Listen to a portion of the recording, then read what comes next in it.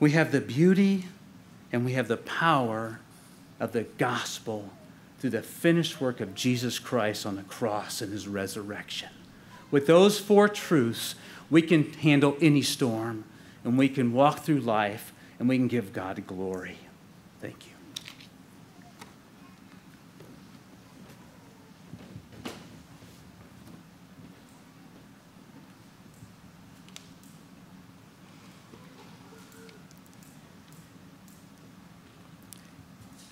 About 13 years ago, I arrived in South Carolina.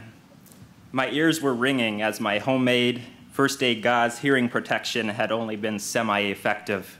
My car's muffler had fallen off, and so naturally, it was strapped into the front passenger seat.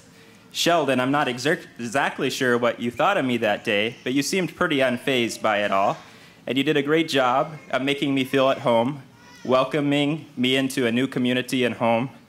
I gained a new little brother that day.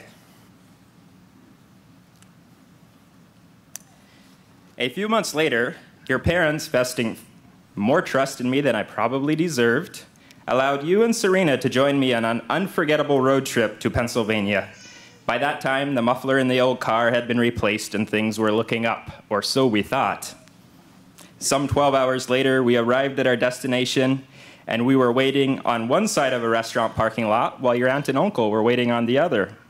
Yes, most people had cell phones in those days, but I wasn't one of them. Eventually, we found each other and went our respective ways for the weekend. 2 days later, we headed back south, and things were going relatively well until we were about 4 hours from home. At that point, Grammy, as we called the car, started violently shaking. We quickly pulled off the highway in Fancy Gap, Virginia, where after a few minutes, a local self-declared mechanic found us peering under the hood, scratching our heads.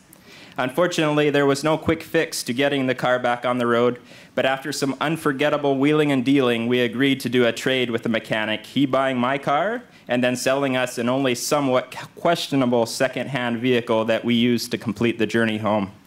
The whole process only adding a few hours to our trip. You were only 12, but I would like to think that was probably the day you decided to become a mechanic. And also probably the day you decided to give up on cars altogether. Who could blame you? At some point during those early days in South Carolina, I remember you giving me a biblical, persuasive argument as to why I should seriously be considering marriage.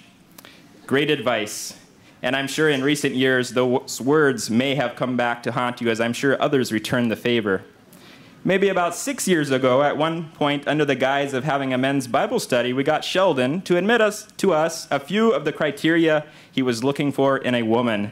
Some of the characteristics that were important for him will probably be of no surprise to you, and that he was looking for someone with a godly character, and he'd wanted someone who would be okay living with either in a jungle region, an Arctic region, or somewhere in between.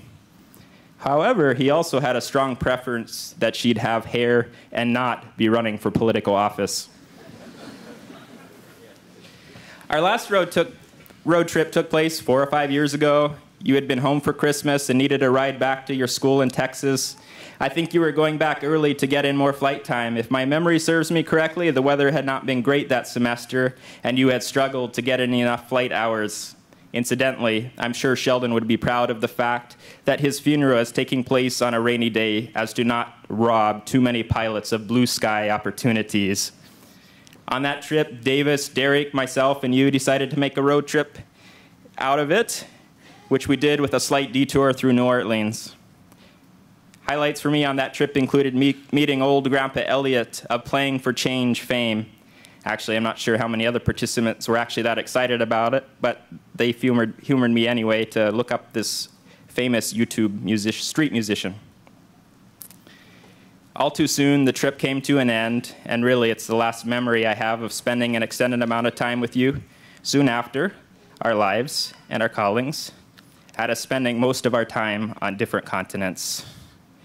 For the last number of years, even though it was mostly from afar, I have admired your drive and determination. As far as I could tell, once you made up your mind to be a missionary pilot, you never really wavered in what you wanted to do. Some of us come up with a new idea on a weekly basis. Yesterday, on one of the tables containing some of your memorabilia, I saw your lawn care business plan, which I'm sure was a school project from many years ago. Listed in it was a plan to invest a portion of the profits of your proposed business into a missionary pilot training fund. Even at a young age, you had a definite idea of what you wanted to do and were already putting great effort into getting there. You faced the challenge of learning highly technical skills. You sacrificed immensely to make the finances work. And if the realities of student debt hadn't been in the picture, I, for one, have no doubt that you would have already been on the international mission field, flying missionaries and supplies in a jungle, Arctic, or somewhere in between remote region of the world. During the recent West African Ebola outbreak, I often thought of you as we boarded old UN helicopters, thinking that if you had been further along in your career, this would have been a context in which you would have thrived. As we reflect and grieve on your premature passing, one of the why questions that I suspect most of us keep circling back to is, why would God choose to prematurely take someone living a life full of such purpose and with such intentionality? If I had been serving God in a consultancy role earlier this week, I would have definitely had a recommendation or two on the matter. And while these arguments and thoughts have a way of magnifying the sense of loss and grief in our minds, I also, on the flip side, believe that there is a certain beauty in this reality, a beauty of even though your life was far too short, we are tremendously proud of how well you lived the little time you had been given. Years ago, a friend gave me a keychain that said, "Why be normal?" I'm hesitant to recommend that we base our life decisions on a keychain, but at the time I received it, I took it as a personal challenge. I even gave a speech about it in college. The idea I attempted to convey that day was, why be normal when you can exceed it? Why be normal when the world needs something else? Today, I'm thankful that Sheldon wasn't normal. Thankful that he decided to exceed it and was living his life in such a way to meet needs within this broken world. I'm thankful for his drive, his intentional living, his friendship, and his humility. I'm thankful for the faith he had in God and the tangible ways in which his life demonstrated this faith. My wife and I were in Rwanda, and we were attempting to get a visa for the DRC when we learned of Sheldon's accident.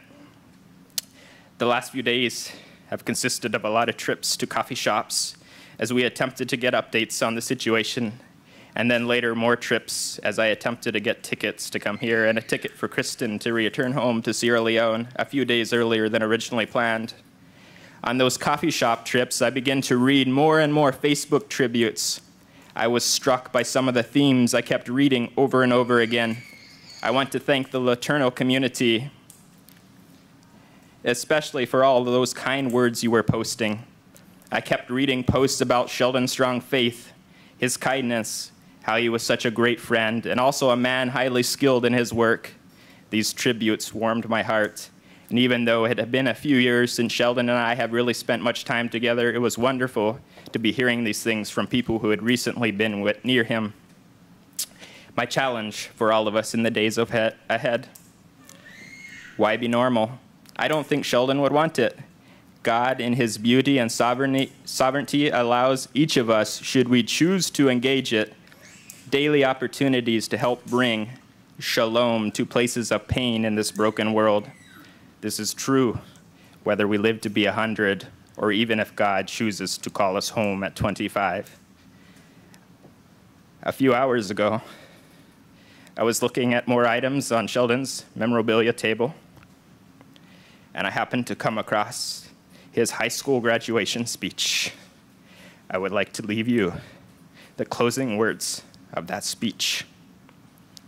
He said, "As you go from here, remember to do the common uncommonly for God."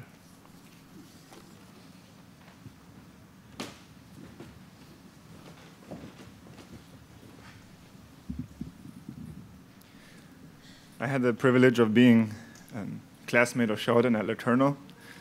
I thought I'd share just a couple memories of Sheldon, the time we had together. Sheldon wasn't known to us as Sheldon, he was known to us as Curves.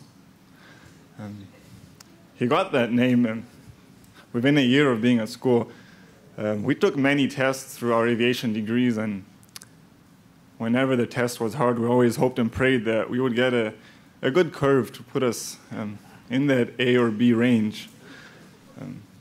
But we learned very quickly that if Sheldon was in your class, there would be no curve. I remember our first and second test, I was halfway done and Sheldon would leave the room. He wouldn't just rush through his tests, he would always get 97s or higher. And so from that day on, we called him Curves, and even the professors knew him as Curves. After college, Sheldon and I stayed at LeTourneau for 2 years, and we both took a job flight instructing, and we lived together for those 2 years, and we had a blast. Sheldon was known among the flight instructors and the students as a top instructor.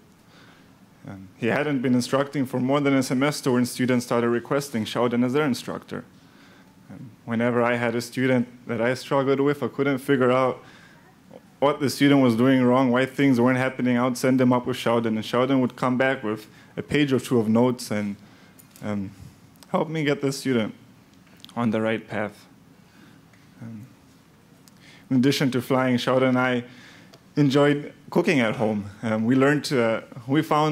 We found joy in cooking meals, and we'd take turns. We would go grocery shopping together, and we cooked by the motto, go big or go home. Quantity over quality was our thing. And so we'll take turns cooking. I remember usually when it was my turn, I'll go home a few minutes before Sheldon, and I'd hear the truck pull up in the driveway. Sheldon always backed up his